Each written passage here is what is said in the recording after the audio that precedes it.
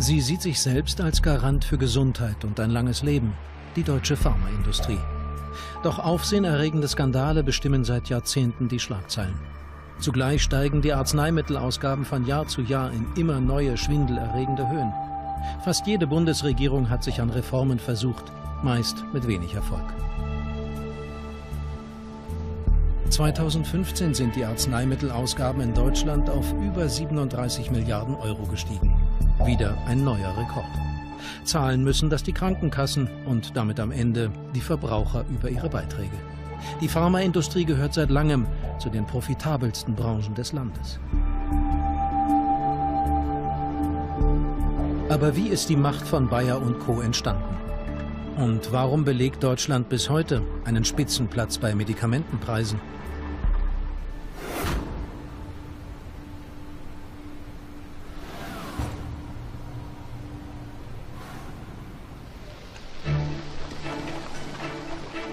Das Deutsche Kaiserreich um 1880. Wirtschaft und Wissenschaft boomen. Es herrscht Aufbruchsstimmung. In diesen Jahren beginnt die Geschichte der modernen Pharmaindustrie. Chemie wird in dieser Zeit zu einer Leitwissenschaft. Also wenn Sie Gymnasiasten in der Zeit gefragt haben, was wollen Sie denn mal werden, war Chemiker die Antwort, die mit leuchtenden Augen kam. 1884 bekommt der junge Chemiker Karl Duisberg eine Anstellung bei den Farbenfabriken Friedrich Bayer & Co. in Elberfeld bei Wuppertal. Die Geschichte Bayers steht beispielhaft für die Anfänge der Pharmaindustrie. Schnell macht Duisberg Karriere und wird Leiter der Forschungsabteilung von Bayer. Duisberg ist durch den Betrieb gegangen und hat zufällig gesehen, dass im Hof der Fabrik 30.000 Kilo Paranitrophenol lagerten in Fässern. Keiner brauchte diese Substanz, es war also quasi chemischer Müll. Duisberg hatte seinen Chemikern die Anweisung gegeben, pass mal auf, mach doch mal mit diesem Paranitrophenol was. Wir müssen damit mal Experimente machen. Das sagt auch etwas aus, wie damals Forschung betrieben wurde. Nicht? Man war einfach neugierig, man war getrieben davon, etwas Neues in die Welt zu setzen, auch deswegen, weil man besser sein wollte und schneller sein wollte als die Konkurrenten, die an den gleichen Produkten arbeiteten. Das Ergebnis: Phenacetin. Ein Kopfschmerz- und Grippemittel, das vor allem bei der weltweiten Grippewelle um 1890 zum Einsatz kommt. Und das war eigentlich der Einstieg der Firma Bayer in die Arzneimittelherstellung. Bayer betritt einen Markt, der von Anfang an hart umkämpft ist. Die Bedingungen für die junge Pharmabranche sind günstig. Dank der Bismarckschen Sozialgesetze können sich nun auch Fabrikarbeiter medizinische Versorgung leisten. Die Apotheker, die bis jetzt die Arzneimittel selbst hergestellt haben, verlieren als Produzenten schnell an Bedeutung. Ihnen bleibt aber das Verkaufsmonopol. Industriell hergestellte Fertigarzneimittel dürfen nur in der Apotheke verkauft werden. Die Apothekenpflicht besteht in Deutschland bis heute. Das war natürlich eine wunderbare Methode, auch bestimmte Personen für die Werbung anzusprechen. Man musste nicht den Konsumenten direkt ansprechen, man konnte den Apotheker ansprechen. Das Marketing spielt auch bei Bayers größtem Verkaufsschlager eine entscheidende Rolle: Aspirin. Dabei hat Bayer nie ein Patent auf den Wirkstoff Acetylsalicylsäure gehabt. Entscheidend für den Erfolg ist der Name. Sie können sich einen Arzneimittelnamen überall schützen lassen, selbst wenn Sie die Substanz nicht patentiert bekommen. Der Name, der setzt sich durch, wenn Sie ihn genug bewerben. Aspirin wurde aggressiv beworben und gleichzeitig war es natürlich so, dass es auch wirkte.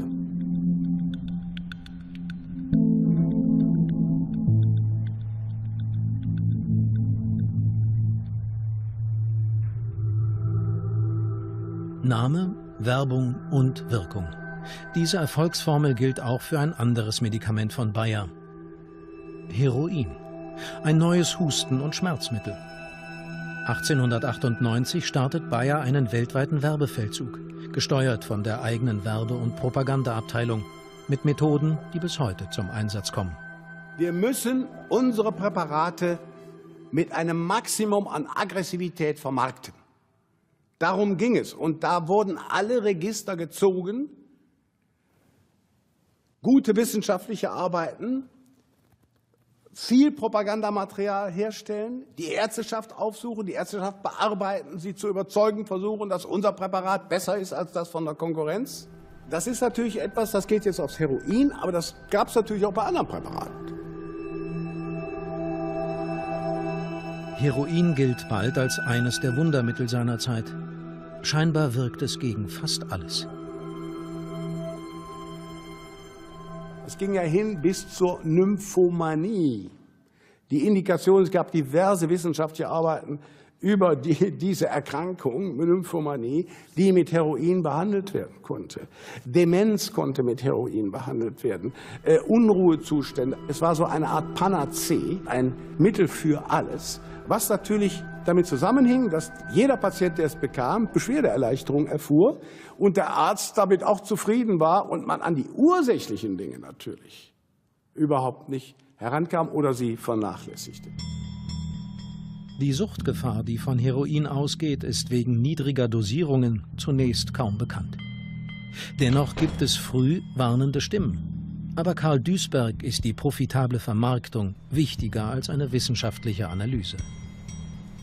Es gibt eine Direktionskonferenz, in der Duisberg angesichts der kontroversen Beurteilung des Heroins durch verschiedene meinungsbildende Pharmaprofessoren, die zu einer kontroversen Beurteilung des Medikaments kamen, was Duisberg nicht hinnehmen wollte und dem Pharmakologen Dreser sagte, hör mal zu, mein Lieber, du musst jetzt mal eine Arbeit schreiben und damit die anderen mundtot, Zitat, mundtot schlagen. Und das lässt natürlich gewisse Rückschlüsse zu. Wenn man jemanden mundtot schlagen will, dann ist das eine Ebene, die auch mit Mitteln arbeitet, die eines Wissenschaftlers nicht würdig sind.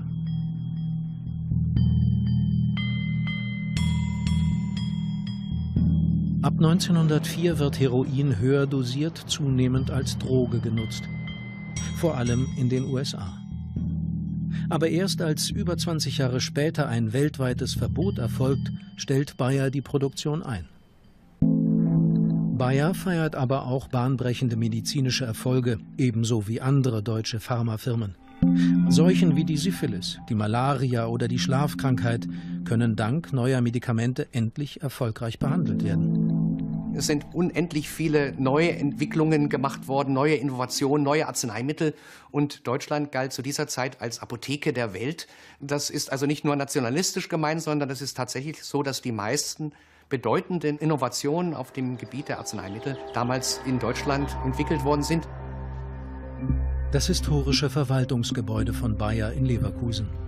Von hier aus beginnt der Aufstieg zum Weltkonzern. 1912 übernimmt Karl Duisberg als Generaldirektor die Gesamtleitung von Bayer. Aber Duisberg hat noch größere Pläne. Nach dem Vorbild amerikanischer Öltrusts will er ein Kartell der deutschen Chemiekonzerne errichten. Der Vorteil: weniger Konkurrenz, höhere Profite. Ihm schwebte eine Interessengemeinschaft vor.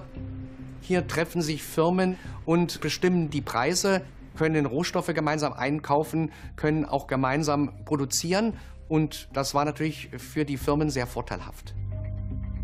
1925 ist es soweit. Die Chemie- und Farbenkonzerne Bayer, BASF, Hoechst und andere schließen sich zusammen. Der neue Trust erhält den Namen IG Farben. Vorsitzende werden Karl Bosch von der BASF und Karl Duisberg. Das war selbstverständlich sein Ziel, es war sein Werk und es war auch sein diplomatischer Erfolg. Das IG Farbenhaus in Frankfurt, heute Teil der Goethe-Universität. Als 1933 die Nationalsozialisten die Macht übernehmen, arrangiert sich die IG Farben schnell, um weiter ungestört ihre Geschäfte machen zu können, auch im Pharmabereich.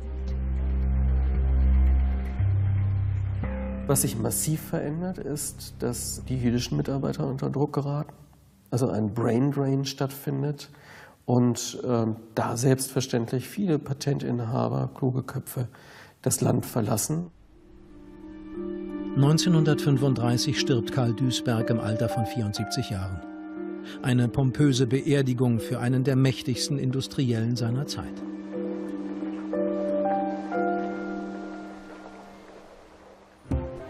Duisberg hinterlässt ein wirtschaftlich kerngesundes Unternehmen. Auch bei den Arzneimitteln, die unter der Marke Bayer verkauft werden, läuft das Geschäft. Die Umsätze der IG Farben im Pharmabereich steigen von 1933 bis 1939 von ca. 90 auf fast 200 Millionen Reichsmark. Als Deutschland in den Zweiten Weltkrieg zieht, profitiert auch die Pharmaindustrie. Medikamente für Verwundete werden ebenso benötigt wie Impfstoffe für die Wehrmacht. In den ersten Kriegsjahren läuft aber auch das internationale Geschäft noch weiter.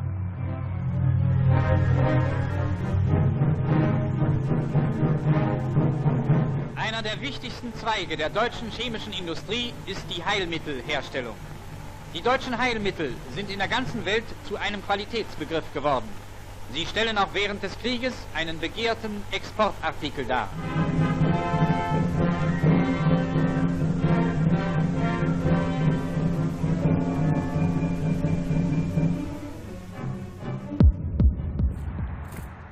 Auch am dunkelsten Kapitel der deutschen Geschichte ist die IG Farben beteiligt. Dokumente belegen, dass die IG Farben ihre Impfstoffe, Beruhigungs- und Narkosemittel während des Dritten Reichs an KZ-Häftlingen erproben ließ. Skrupel kannte man nicht. Eine nur auf Englisch erhaltene Zeugenaussage berichtet von einem Briefwechsel, in dem Bayer mit dem Kommandanten des Konzentrationslagers Auschwitz um den Preis für 150 weibliche KZ-Häftlinge feilscht. 200 Reichsmark pro Frau sind Bayer zu teuer. Der Konzern will nur 170 zahlen. In dem Antwortschreiben aus Auschwitz heißt es, die Versuche wurden gemacht, alle Personen starben. Wir werden uns bezüglich einer neuen Sendung bald mit Ihnen in Verbindung setzen. Etwas Abscheulicheres kann man sich eigentlich nicht vorstellen als eine solche Korrespondenz, die auch zeigt, dass die IG Farben natürlich eine große Schuld auf sich geladen haben. Die Menschenversuche gehen weiter bis zum Kriegsende. Selbst als Auschwitz im Januar 1945 geräumt wird, will die IG Farben noch andere Konzentrationslager mit Testpräparaten beliefern.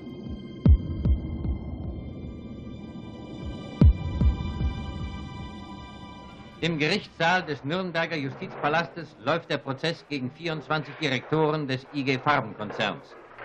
Die Anklage lautet unter anderem auf Teilnahme an der Vorbereitung von Angriffskriegen und Verbrechen gegen die Menschlichkeit durch Versklavung ausländischer Arbeiter.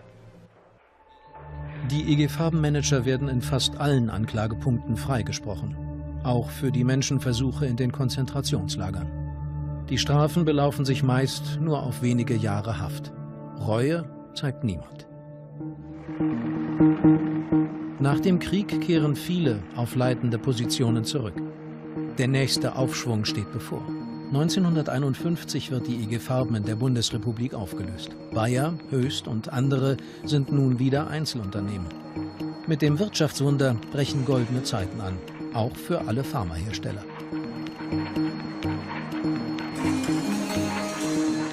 Preiskontrollen wie in den westlichen Nachbarländern führt die Bundesrepublik nicht ein.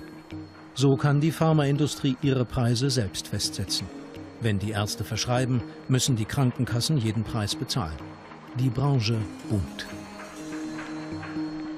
Also diese große, erfolgreiche Pharmaindustrie, die man vor dem Krieg hatte, die lag in Trümmern 1945. Und Anfang der 60er Jahre hat man bereits wieder die zweitproduktivste Pharmaindustrie der Erde. In Gegenwart des amerikanischen Hohen Kommissars John McCloy wurde in den Höchster Farbwerken eine der größten und modernsten Penicillinanlagen Europas in Betrieb genommen. Bei einer Produktion von 400 Milliarden Einheiten monatlich können die deutschen Ärzte von nun ab dieses wichtige Heilmittel ohne jede Beschränkung anwenden. Nach dem Krieg kommt vor allen Dingen das Penicillin auf und es gibt die Antibiotika. Und das bedeutet, sie können vorher tödliche Infektionskrankheiten durch die Einnahme von 8 bis 10 Tabletten wirksam bekämpfen. Es gibt plötzlich Krankheiten wie die Tuberkulose nicht mehr. Das ist natürlich ein Riesenerfolg und es ist eine Umwälzung, die da stattfindet in der Medizin, wie man sie vorher nicht gekannt hat. Aber auch Alltagsmedikamente boomen. Tabletten gelten nun als Symbol für modernen Lebensstil.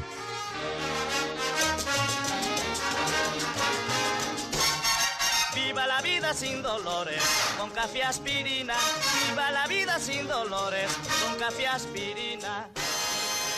Was eine große Rolle spielt, sind so Sachen wie Alka-Seltzer und so Kombinationspräparate mit Koffein und Ephedrin und Aspirin und all mögliche Dinge, die da zusammengeworfen werden. Tabletten und Pillen, Pulver und Pastillen. Jawohl, liebe Zuschauer, die Statistik beweist es. Der Tablettenumsatz in Deutschland hat um ein sehr beträchtliches zugenommen. Es gibt Tabletten für alles und gegen alles. Meistgefragte Arzneimittel sind schmerzstillende Drogen. Es gibt nur noch keine Tabletten gegen Tabletten. Naja, dann gibt es eben halt diese Pillen gegen Unausgeglichenheit, gegen Niedergeschlagenheit, gegen Kontaktarmut. Als all das wurde Contergan beworben.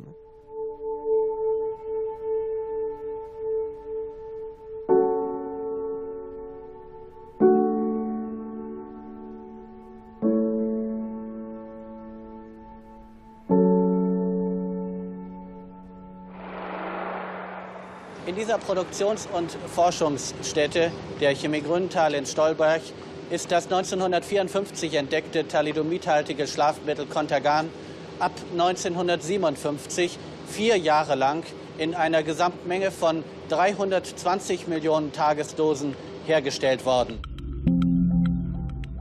Contergan, ein rezeptfreies Beruhigungsmittel, laut Werbung so harmlos wie ein Zuckerplätzchen.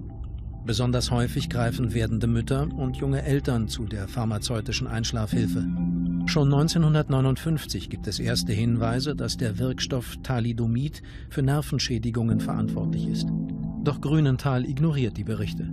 Stattdessen versucht man, Ärzte und Patienten mit Geld davon abzubringen, gegen Contergan vorzugehen.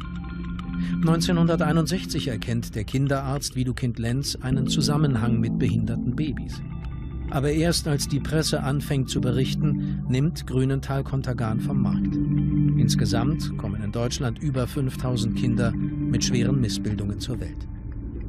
Der Contergan-Skandal ist aber nur möglich, weil es in der Bundesrepublik kein Arzneimittelgesetz für die Sicherheit von Medikamenten gibt.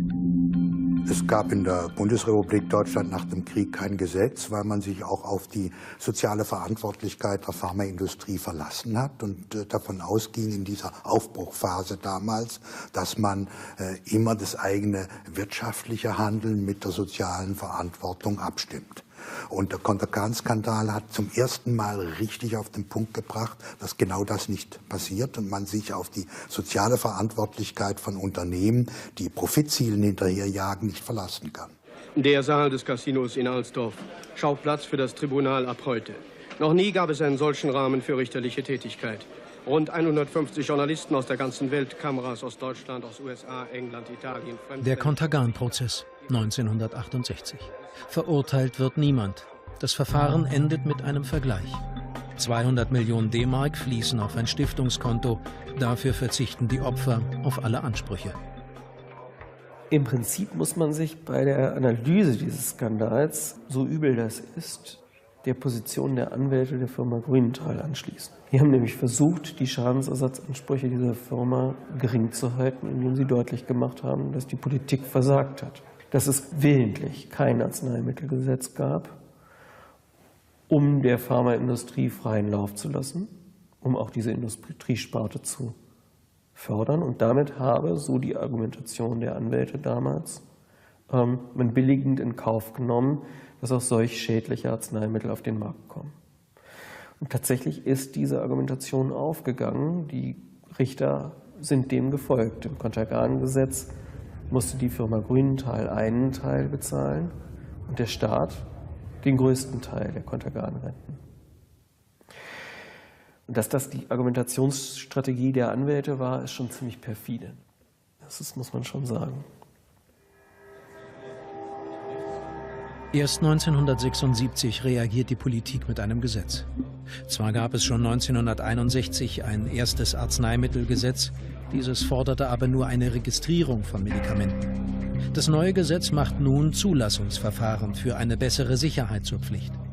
15 Jahre nach dem Contergan-Skandal. In den USA dagegen wurden die Sicherheitsauflagen schon ein Jahr nach dem Skandal verschärft. Ich vertrete heute noch die Auffassung, dass deshalb die amerikanische Pharmaindustrie von vornherein mehr auf Erfolg und Nutzen getrimmt worden ist durch staatliche Gesetze, als mit der praktisch gesetzlosen Politik bei uns. Dennoch, die Politik ist zufrieden. Bundesgesundheitsministerin Katharina Focke sieht ihren Auftrag erfüllt. Frau Minister, lassen sich durch das neue Gesetz Arzneimittelkatastrophe vom Ausmaß des Contergan-Falles verhindern? Herr von Posa, eine absolute Garantie gibt es auf dieser Erde mit fehlerhaften Menschen nicht. Aber die größtmögliche Sicherheit und eine wesentlich höhere, als wir sie damals Anfang der 60er Jahre hatten, wird durch dieses Gesetz gewährleistet. Doch das neue Gesetz hat eine Lücke. Denn es gilt bei weitem nicht für alle Medikamente. Die Kritikpunkte waren, dass nur die neuen Arzneimittel auf ihre Wirksamkeit und Sicherheit geprüft werden sollten. Das, was alles am Markt war, das kriegte einen Persilschein, der für 12 Jahre erstmal gültig war. Das heißt, alles, was in Deutschland schon auf dem Markt war, bekam eine sogenannte fiktive Zulassung. Es hat sich aber schon bald gezeigt, dass die Behörde überfordert war, diese Unmengen von zigtausenden Arzneimitteln nachzulassen. Und insofern hat sich das immer weiter hinausgezögert. Und auch heute gibt es noch einzelne Arzneimittel, die immer noch keine Nachzulassung haben. Das beruht letztendlich aber auch auf Maßnahmen der betroffenen Firmen selbst. Durch Einsprüche, durch rechtliche Tricks und so weiter wird das immer weiter hinausgezögert. Das ist eigentlich eine indiskutable Situation.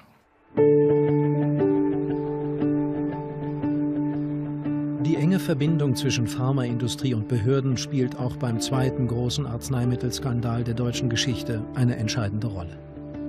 Anfang der 80er Jahre infizieren sich fast 1500 Bluter durch HIV-verseuchte Gerinnungspräparate mit AIDS. Dabei gibt es bereits ein Verfahren, mit dem man Blutprodukte virensicher machen kann. Doch das ist teuer und wird von den meisten Herstellern daher lange nicht eingesetzt. Der Skandal bei dieser Arzneimittelgewinnung war, dass es die Möglichkeit gab, sowohl HIV-Viren als auch Hepatitis-Viren mit einem durchaus auch teuren Verfahren zu eliminieren. Aber man hat dennoch diese Produkte weiterverkauft, obwohl man wusste, dass sie potenziell eine Viruslast in sich trugen. Der Blut-AIDS-Skandal bringt auch das Bundesgesundheitsamt in Erklärungsnot. Denn der Behörde war das Risiko über Jahre bekannt. Aber erst ab 1985 wird das Antivirenverfahren zwingend vorgeschrieben.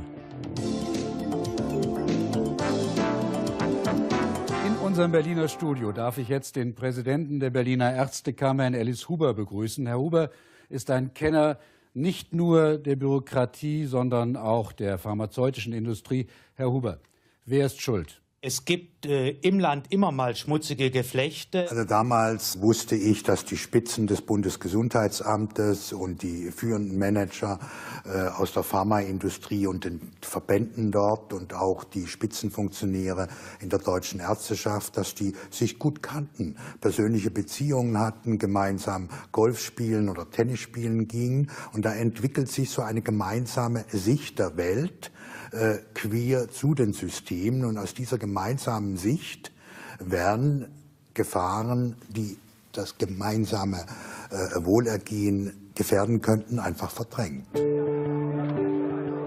Gesundheitsminister Horst Seehofer will diesen Filz radikal beenden. 1994 löst er das Bundesgesundheitsamt auf. Ein Untersuchungsausschuss stellt fest, dass rund 60% der HIV-Infektionen hätten verhindert werden können. Es war bei den Vermarktern der Blutpräparate eindeutig Profitgier. Es war bei dem Behördenhandeln Schlamperei und Nachlässigkeit und Verdrängung. Wo sitzt der Beamte, der Verwaltungsangestellte, der Mitarbeiter und hat der Leitung des Bundesgesundheitsamtes verschwiegen, dass es diese zusätzlichen Fälle gibt? Dem Minister verschwiegen, dass es diese zusätzlichen Fälle gibt? Dem Ausschuss in seiner Gesamtheit verschwiegen, dass es diese Fälle ist? Wer war das? Am Ende kann sich Gesundheitsminister Horst Seehofer bei den Betroffenen nur noch entschuldigen. Verehrte Betroffene und Familien, für die Fehleinschätzungen der Bundesbehörden möchte ich die Betroffenen im Namen der Bundesregierung um Verzeihung bitten.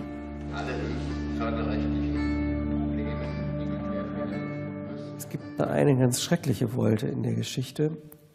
Das Vertrauen in die westdeutsche Pharmaindustrie war in der DDR so hoch, dass man sich dachte, ich kaufe doch lieber ein Produkt aus dem Westen. Und Bluter, die in der DDR gelebt haben, haben sich aus dem Westen von Verwandten diese Medikamente schicken lassen. Die DDR-Präparate wären sicher gewesen, weil HIV es dort ja nicht gegeben hat. Das Bundesarchiv in Berlin. Hier lagern Akten des DDR-Gesundheitsministeriums, die belegen, wie westliche Pharmafirmen in großem Umfang neue Medikamente in Ostdeutschland testen ließen. Unter ihnen viele Hersteller aus der Bundesrepublik.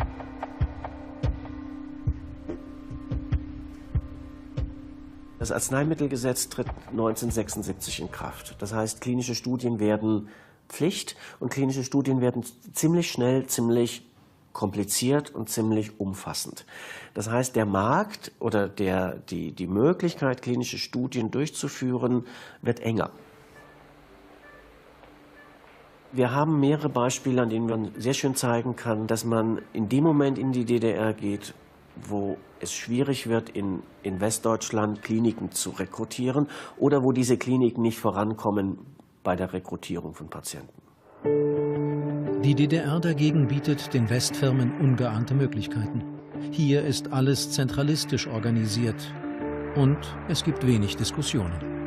Wenn Sie in die DDR gegangen sind, nachdem der Vertrag geschlossen war, dann hat das Gesundheitsministerium dem Klinikchef in Leipzig oder in Dresden gesagt, da kommen die Höchster, die wollen das Arzneimittel prüfen und du machst das. So einfach war das. So ist das bei einem zentral organisierten Gesundheitswesen. Und dann hat er das gemacht. Das Geschäft lohnt sich auch für Ostberlin. Denn die hochverschuldete DDR braucht dringend Devisen.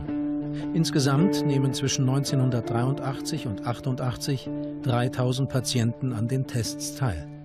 Ein Studienteilnehmer kostet bis zu 3.800 D-Mark. Die Westfirmen zahlen gern, denn sie erhoffen sich Wettbewerbsvorteile. Sie überlegen ja als Pharmaunternehmen immer, so schnell wie möglich auf dem Markt zu sein. Allemal schneller als die Konkurrenz, die unter Umständen ein ähnliches Präparat in der Pipeline hat, auf dem Markt zu sein. Also versuchen Sie, Ihre Prüfungen zu beschleunigen. Wenn Sie die Patienten schneller zusammenkriegen, wenn Sie mehr zahlen, zahlen Sie mehr. Die Tests laufen nach westlichen Standards ab. In der Regel werden die Patienten aufgeklärt und informiert. Die Haftung bei möglichen Schäden übernimmt aber allein die DDR. Der Vorteil für die Westfirmen: sie müssen keine Schadensersatzansprüche fürchten. Es war jedem Beteiligten klar, dass die DDR kein transparenter Staat ist, dass die Patienten weniger Möglichkeiten haben, sich zu wehren und dass die Spielregeln anderen Gesetzen gehorchen als im Westen. 1993. Im wiedervereinigten Deutschland steigen die Arzneimittelausgaben der gesetzlichen Krankenversicherungen auf 30 Milliarden D-Mark. Umgerechnet rund 15 Milliarden Euro. Die Bundesregierung will gegensteuern. Um die Kosten zu senken, entscheidet Gesundheitsminister Horst Seehofer, eine sogenannte Positivliste einzuführen. Die Positivliste soll nur Medikamente erfassen, die nachweislich therapeutisch wirksam sind. Nur noch diese Medikamente sollen von den Ärzten verschrieben und von der Krankenversicherung erstattet werden. Die Pharmaindustrie sieht ihre Umsätze in Gefahr und macht hinter den Kulissen Druck. Ich bin selber nie bedrängt worden von der Pharmaindustrie. Das hat man wohl irgendwie nicht für opportun gehalten. Aber Mitglieder unserer Kommission, zum Beispiel ein Mitglied aus Wuppertal. In Wuppertal sitzt die Firma Bayer. Da ist dieses Mitglied von dem Oberbürgermeister dieser Stadt einbestellt worden. Er hat gesagt, also das Mittel sowieso von der Firma Bayer, Wenn Sie das nicht auf die Liste nehmen, dann muss die Firma Bayer hier 5000 Leute entlassen. Überlegen Sie sich das bitte nochmal. Das nenne ich Druck der Pharmaindustrie. Nach 2 Jahren ist die Positivliste fertig. Doch plötzlich wird sie wieder einkassiert. Von Horst Seehofer selbst. Auf einmal gilt die Positivliste als unnötiger Eingriff in die Therapiefreiheit des Arztes. Mehr noch. Auf einem Empfang überreicht Seehofers Staatssekretär Baldur Wagner dem Pharmaverbandspräsidenten Hans-Rüdiger Vogel als Geschenk eine zerschredderte Positivliste. Eine symbolische Geste. Jahre später gibt Seehofer seine Niederlage offen zu. Ja, das ist so seit 30 Jahren. Bis zur Stunde. Dass sinnvolle strukturelle Veränderungen auch im Sinne von mehr sozialer Marktwirtschaft im deutschen Gesundheitswesen nicht möglich sind wegen des Widerstandes der Lobbyverbände. Diesen Widerstand bekommt auch die folgende rot-grüne Regierung zu spüren. Auch sie versucht, eine Positivliste durchzusetzen. 2004 beerdigt Bundeskanzler Gerhard Schröder die Positivliste endgültig. Man fragt sich natürlich, warum hat die Pharmaindustrie diesen Einfluss auf die Politik? Es hängt damit zusammen, dass die Gewinne und die Umsatzmöglichkeiten in der pharmazeutischen Industrie so hoch sind, dass de facto neben jedem Abgeordneten im Deutschen Bundestag und neben jedem Minister ein Pharmalobbyisten gestellt werden kann. Wird alles über die Arzneimittelpreise bezahlt und diese systematische, über Jahre hinweg gewachsene Beeinflussung der Denkwelten von Politikern und Abgeordneten macht eine informelle Macht der pharmazeutischen Industrie aus, die von ihrer Wirtschaftsgewalt her gar nicht begründbar ist. Das Institut für Qualität und Wirtschaftlichkeit im Gesundheitswesen, kurz IQWiG, in Köln, gegründet 2004. Auch die Geschichte dieses Instituts zeigt, wie weit der Einfluss der Pharmalobby reicht. Das IQWiG soll anhand von Studien den Nutzen neuer Arzneimittel bewerten. Das Ergebnis? Nur 1/3 der neuen Medikamente ist wirklich besser als ältere Präparate. Dabei sind die neuen, patentgeschützten Medikamente meist wesentlich teurer als ältere Präparate, die keinen Patentschutz mehr haben. Erster Leiter des IQWiG wird der Diabetologe Peter Sawicki. Seine öffentlich geäußerte Kritik bringt ihn schnell ins Visier der Pharmaindustrie. Ich bin nicht ein Pharmagegner. Es ist also eine konstruktive Kritik. Leute, ich weiß, dass ihr Geld verdienen müsst, aber tut es bitte nicht mit Medikamenten, die gegebenenfalls schädlich sind und tut es nicht auf Kosten der Solidargemeinschaft. Wucherpreise sind nicht angebracht, denn die führen zum Zusammenbruch unseres Systems irgendwann und das wollt ihr doch bitte auch nicht. Schon bald beginnt die Pharmaindustrie Sawicki zu bekämpfen.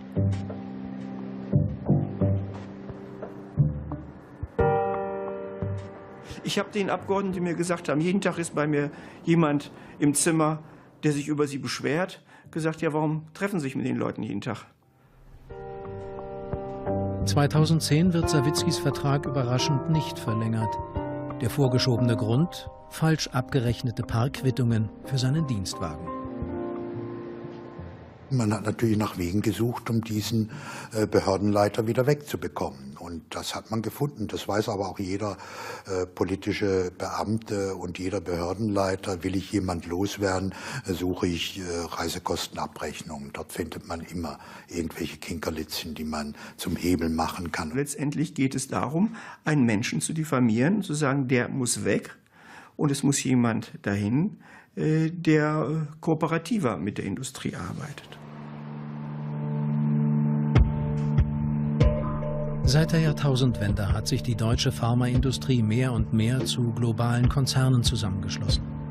Unter anderem übernimmt Bayer 2006 den Berliner Pharmahersteller Schering. Höchst gehört seit 2004 zum französischen Pharmakonzern Sanofi. Wenn Sie über 1 Milliarde in die Entwicklung eines neuen Wirkstoffs investieren müssen, müssen Sie auch in der Lage sein, dieses Geld wieder zurückzuverdienen. Das geht nur, wenn Sie Unternehmen haben, die sehr große Umsätze machen, die global vertreten sind, um diesen Return dieses Invests generieren zu können. Und das zwingt quasi zur Konsolidierung. Gerade diese steigenden Forschungs- und Entwicklungskosten führen dazu, dass die Unternehmen hier immer größer werden im Laufe der Jahre. Für die Pharmaindustrie sind hohe Forschungsausgaben das Hauptargument für hohe Medikamentenpreise. Doch Entwicklungskosten von über 1 Milliarde Euro halten Experten für weit übertrieben. Sie halten maximal die Hälfte für glaubwürdig. Ich persönlich finde es wirklich nicht mehr nachvollziehbar, dass man mit diesem Argument hohe Forschungs- und Entwicklungskosten, die inzwischen ja immer teurer werdenden Arzneimittel, begründet. Ich glaube, wir haben genügend Daten, die zeigen, dass die Forschungs- und Entwicklungskosten deutlich niedriger liegen und dass letztlich natürlich andere Faktoren dafür verantwortlich sind, dass wir heute so hohe Arzneimittelpreise haben. Ein wichtiger Faktor für die hohen Preise sind auch die hohen Marketingausgaben der Pharmaindustrie. Studien zeigen, dass für Marketing mehr ausgegeben wird als für die Forschung. Die wichtigste Zielgruppe, wie vor 100 Jahren, die Ärzte. Wenn die Industrie nicht die ganzen wissenschaftlichen Kongresse der Kardiologen, der Diabetologen, der Nephrologen, der Pulmonologen, also der Lungenfachärzte, der Rheumatologen, im Grunde überall dort, wo Medikamente verkauft werden, wenn die Industrie diese Kongresse nicht finanzieren würde, dann würden die irgendwo in einem Hinterraum in irgendeiner Universitätsklinik mit vielleicht 100, 200 Leuten stattfinden. Diese großen, pompösen Veranstaltungen, mit denen sich natürlich auch solche Fachgesellschaften schmücken, die leben von den Geldern der Pharmaindustrie. Ein wesentlicher Faktor der hohen Preise ist aber noch bedenklicher. Die entscheidenden Gründe sind natürlich, dass die Industrie Profite erzielen möchte, dass sie inzwischen gemerkt haben, dass wenn sie mit hohen Preisen in den Markt gehen, sie diese hohen Preise auch umsetzen können mit Wirkstoffen, die diese hohen Preise meist nicht rechtfertigen und dass der Markt bereit ist, vorwiegend natürlich in den industrialisierten Ländern, diese Preise auch zu bezahlen, obwohl sie weder den Nutzen dieser Arzneimittel widerspiegeln, noch die Neuartigkeit oder den therapeutischen Fortschritt. Ein Beleg für überhöhte Preise zeigt sich auch im internationalen Vergleich. Deutschland hält seit Jahren einen Spitzenplatz. Die Pharmaindustrie rechtfertigt dies vor allem mit der hohen Mehrwertsteuer und dem Preisanteil der Apotheken. Ist das so? Jede Apotheke kann selbst bestimmen, für welchen Preis sie rezeptfreie Arzneimittel verkauft. Der Preisaufschlag für die rezeptpflichtigen Arzneimittel ist aber einheitlich geregelt und bundesweit überall gleich. Apotheken sind also nicht der maßgebliche Faktor für die hohen Preise. Und die Mehrwertsteuer? In der Tat muss auf Medikamente in Deutschland der volle Satz von 19% bezahlt werden. Den wesentlichen Unterschied zwischen den europäischen Ländern macht in der Regel die Mehrwertsteuer aus. Das ist ein hoher Prozentsatz. Und in anderen Ländern ist die Mehrwertsteuer entweder im reduzierten Satz oder wird gar nicht erhoben auf Arzneimittel. Insofern kommt da ein Großteil des Unterschiedes her. Das hat mit der Mehrwertsteuer überhaupt nichts zu tun. Wir machen schon seit einigen Jahren Preisvergleiche mit anderen europäischen Ländern. Und da ziehen wir immer die Mehrwertsteuer von den Preisen ab. Und dann finden wir eigentlich immer wieder, dass bei den Spitzenprodukten, natürlich nur bei den patentgeschützten Spitzenprodukten, dass unsere Preise eben 20, 30, 40% höher liegen. Berlin im Herbst 2010. Trotz zahlreicher Rabatt- und Einsparregelungen sind die Arzneimittelausgaben in Deutschland auf über 30 Milliarden Euro gestiegen. Gesundheitsminister Philipp Rösler will die Kostenspirale nun endlich beenden. Die schwarz-gelbe Regierung beschließt das Arzneimittelmarkt-Neuordnungsgesetz, kurz AMNOG. Ein Wendepunkt?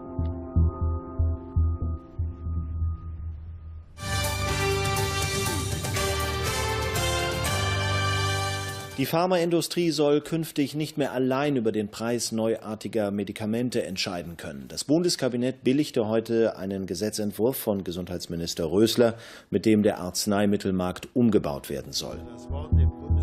Mit dem neuen Gesetz muss die Pharmaindustrie zukünftig den Zusatznutzen für neue Arzneimittel selbst nachweisen und dann innerhalb eines Jahres einen Preis mit den Krankenkassen aushandeln. Wir als christlich-liberale Koalition wollen es nicht zulassen, dass die Arzneimittelpreise in Deutschland deutlich höher sind als im europäischen Ausland. Und deswegen haben wir dieses Gesetz auf den Weg gebracht. Und das wird künftig nicht mehr möglich sein, vorausgesetzt, Sie stimmen dem Gesetz zu. Vielen Dank für Ihre Aufmerksamkeit. Eine Niederlage für die Pharmalobby. Das AMNOG ist eine enorme Herausforderung für die pharmazeutische Industrie, weil die Spielregeln von anderen gesetzt werden, nach denen die Bewertung stattfindet und wir hier eine lang andauernde methodische Diskussion haben, um den Zusatznutzen von Arzneimitteln nachzuweisen. Die Latte wird hier extrem hochgelegt an vielen Stellen. Ein Sieg war es jedenfalls nicht. Gesundheitsminister Rösler will mit dem Gesetz 2 Milliarden Euro im Jahr einsparen. Alle patentgeschützten Medikamente, also auch der Bestandsmarkt, sollen in den nächsten Jahren auf ihren Zusatznutzen und ihren Preis überprüft werden. Nun dürfen Sie dreimal raten, was passiert ist. Wieder haben sich alle Leute, die da im Bestandsmarkt waren, mit ihren Mitteln, die so im Schnitt 30% teurer sind als im Ausland, haben sich massiv gewehrt dagegen, dass das weitergemacht wird. Und da dann die richtige Regierung auch im Amt war, ist dann im vergangenen Jahr, im April, ein Gesetz gemacht worden, dass der Bestandsmarkt nicht mehr bewertet wird. Das Ergebnis dieser Nichtbewertung: Statt der geplanten 2 Milliarden pro Jahr wurden 2014 nur 440 Millionen Euro eingespart. Und das wird auch weitere 8 Jahre so bleiben, bis der Patentschutz der alten Medikamente ausgelaufen ist. Mindestens so lange wird Deutschland auch weiter einen Spitzenplatz bei den Preisen behalten. Das AMNOG-Gesetz weist aber noch eine weitere Lücke auf. Bei den neuen patentgeschützten Medikamenten darf die Industrie ihre Preise im ersten Jahr nach wie vor selbst festlegen. Erst danach wird mit den gesetzlichen Krankenkassen verhandelt. Der Hersteller wird sich darauf so vorbereiten, dass er eigentlich einen Preis, der in anderen europäischen Ländern wahrscheinlich nicht durchzusetzen wäre, nochmal erhöht. Und dieser hohe Abgabepreis wird dann später natürlich reduziert im Rahmen der Preisverhandlungen. So belasten die hohen Preise für patentgeschützte Medikamente weiter das deutsche Gesundheitssystem. Sie verursachen fast die Hälfte aller Arzneimittelausgaben. 2015 sind die Arzneimittelkosten der gesetzlichen Krankenkassen auf über 37 Milliarden Euro gestiegen. Zahlen müssen das über ihre Beiträge die Verbraucher. Der Gesetzgeber hat die Kostenspirale kaum aufgehalten. Kein Politiker wird sagen, mir sind die Interessen der Versicherten und der Kranken unwichtig. Die Frage ist, was passiert, wenn man ganz klar einen Konflikt hat zwischen den Interessen der Versicherten, die unter Umständen langfristig sind, und zwischen den kurzfristigen Gewinninteressen und auch den Arbeitsplatzinteressen der Industrie. Wofür entscheidet man sich dann? Und da entscheiden sich die Politiker zu häufig aus meiner Sicht bei ihrer Gesetzgebung dafür, den Standortfaktor zu berücksichtigen, zu wenig dafür, langfristig die Solidargemeinschaft zu erhalten und heute und hier die Qualität der medizinischen Versorgung sicherzustellen. Die Geschichte zeigt, die Pharmaindustrie mit Bayer und Co. profitierte in Deutschland seit ihren Anfängen von besonders günstigen Bedingungen. Wenig Preisregulierung, jahrzehntelange Lobbyarbeit und eine lückenhafte Gesetzgebung. Dies sind die Gründe, warum die Bundesrepublik bei den Arzneimittelpreisen bis heute einen Spitzenplatz hält. Deutschland war und ist für die Pharmaindustrie ein gutes Pflaster.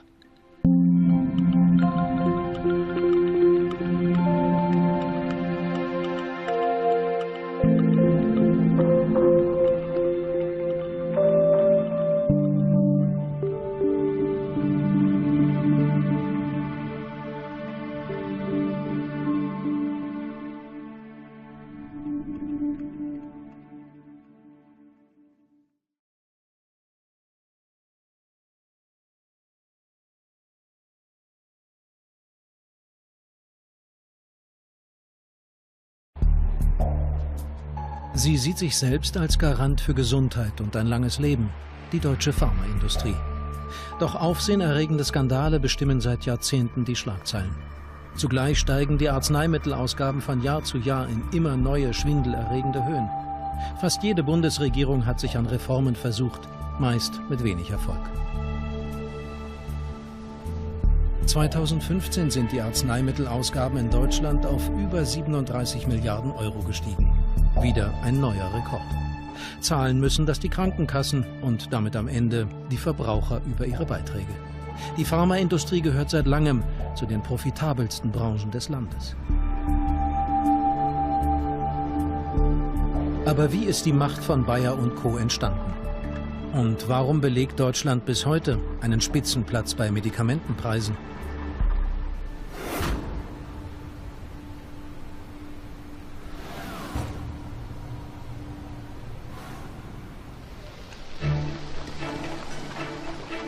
Das Deutsche Kaiserreich um 1880. Wirtschaft und Wissenschaft boomen. Es herrscht Aufbruchsstimmung. In diesen Jahren beginnt die Geschichte der modernen Pharmaindustrie. Chemie wird in dieser Zeit zu einer Leitwissenschaft. Also wenn Sie Gymnasiasten in der Zeit gefragt haben, was wollen Sie denn mal werden? Heroin. Ein neues Husten- und Schmerzmittel.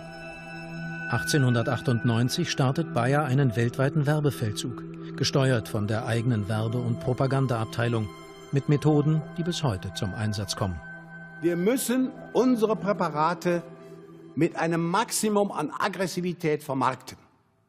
Darum ging es. Und da wurden alle Register gezogen, gute wissenschaftliche Arbeiten, viel Propagandamaterial herstellen, die Ärzteschaft aufsuchen, die Ärzteschaft bearbeiten, sie zu überzeugen versuchen, dass unser Präparat besser ist als das von der Konkurrenz. Das ist natürlich etwas, das geht jetzt aufs Heroin, aber das gab es natürlich auch bei anderen Präparaten. Heroin gilt bald als eines der Wundermittel seiner Zeit. Scheinbar wirkt es gegen fast alles. Es ging ja hin bis zur Nymphomanie. Die Indikation, es gab diverse wissenschaftliche Arbeiten über diese Erkrankung, Nymphomanie, die mit Heroin behandelt werden konnte. Demenz konnte mit Heroin behandelt werden, Unruhezustände. Es war so eine Art Panazee, ein Mittel für alles, was natürlich damit zusammenhing, dass jeder Patient, der es bekam, Beschwerdeerleichterung erfuhr und der Arzt damit auch zufrieden war und man an die ursächlichen Dinge natürlich. Sozialgesetze können sich nun auch Fabrikarbeiter medizinische Versorgung leisten. Die Apotheker, die bis jetzt die Arzneimittel selbst hergestellt haben, verlieren als Produzenten schnell an Bedeutung. Ihnen bleibt aber das Verkaufsmonopol. Industriell hergestellte Fertigarzneimittel dürfen nur in der Apotheke verkauft werden. Die Apothekenpflicht besteht in Deutschland bis heute. Das war natürlich eine wunderbare Methode, auch bestimmte Personen für die Werbung anzusprechen. Man musste nicht den Konsumenten direkt ansprechen, man konnte den Apotheker ansprechen. Das Marketing spielt auch bei Bayers größtem Verkaufsschlager eine entscheidende Rolle: Aspirin. Dabei hat Bayer nie ein Patent auf den Wirkstoff Acetylsalicylsäure gehabt. Entscheidend für den Erfolg ist der Name. Sie können sich einen Arzneimittelnamen überall schützen lassen, selbst wenn Sie die Substanz nicht patentiert bekommen. Der Name, der setzt sich durch, wenn Sie ihn genug bewerben. Aspirin wurde aggressiv beworben und gleichzeitig war es natürlich so, dass es auch wirkte.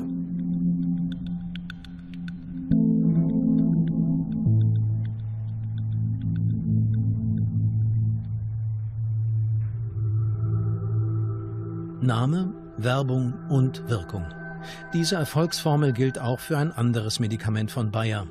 War Chemiker die Antwort, die mit leuchtenden Augen kam. 1884 bekommt der junge Chemiker Karl Duisberg eine Anstellung bei den Farbenfabriken Friedrich Bayer & Co. in Elberfeld bei Wuppertal. Die Geschichte Bayers steht beispielhaft für die Anfänge der Pharmaindustrie. Schnell macht Duisberg Karriere und wird Leiter der Forschungsabteilung von Bayer. Duisberg ist durch den Betrieb gegangen und hat zufällig gesehen, dass im Hof der Fabrik 30.000 Kilo Paranitrophenol lagerten in Fässern. Keiner brauchte diese Substanz, es war also quasi chemischer Müll. Duisberg hatte seinen Chemikern die Anweisung gegeben, pass mal auf, mach doch mal mit diesem Paranitrophenol was. Wir müssen damit mal Experimente machen. Das sagt auch etwas aus, wie damals Forschung betrieben wurde. Nicht? Man war einfach neugierig, man war getrieben davon, etwas Neues in die Welt zu setzen, auch deswegen, weil man besser sein wollte und schneller sein wollte als die Konkurrenten, die an den gleichen Produkten arbeiteten. Das Ergebnis: Phenacetin. Ein Kopfschmerz- und Grippemittel, das vor allem bei der weltweiten Grippewelle um 1890 zum Einsatz kommt. Und das war eigentlich der Einstieg der Firma Bayer in die Arzneimittelherstellung. Bayer betritt einen Markt, der von Anfang an hart umkämpft ist. Die Bedingungen für die junge Pharmabranche sind günstig. Dank der Bismarckschen überhaupt nicht herankam oder sie vernachlässigte. Die Suchtgefahr, die von Heroin ausgeht, ist wegen niedriger Dosierungen zunächst kaum bekannt. Dennoch gibt es früh warnende Stimmen. Aber Karl Duisberg ist die profitable Vermarktung wichtiger als eine wissenschaftliche Analyse. Es gibt eine Direktionskonferenz, in der Duisberg angesichts der kontroversen Beurteilung des Heroins durch verschiedene meinungsbildende Pharmaprofessoren, die zu einer kontroversen Beurteilung des Medikaments kamen, was Duisberg nicht hinnehmen wollte und dem Pharmakologen Dreser sagte, hör mal zu, mein Lieber, du musst jetzt mal eine Arbeit schreiben und damit die anderen mundtot, Zitat, mundtot schlagen. Und das lässt natürlich gewisse Rückschlüsse zu. Wenn man jemanden mundtot schlagen will, dann ist das eine Ebene, die auch mit Mitteln arbeitet, die eines Wissenschaftlers nicht würdig sind.